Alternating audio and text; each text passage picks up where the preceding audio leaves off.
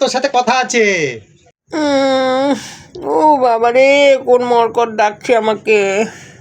কি কথা হয় বলো। তুমি চশমা পরে ঘুমাচ্ছ কেন? ও, এই কথা জিজ্ঞাসা করার জন্য তুমি আমাকে কাঁচা ঘুম থেকে তুলে দিয়ে হাই।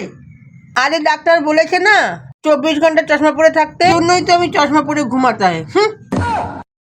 তোমাকে যখন 24 ঘন্টা ডাক্তার চশমা পরেই থাকতে বলেছে, ওই তুমি এত কাজ করো, ওই তখন তো চশমা পরে থাকতে দেখিনি।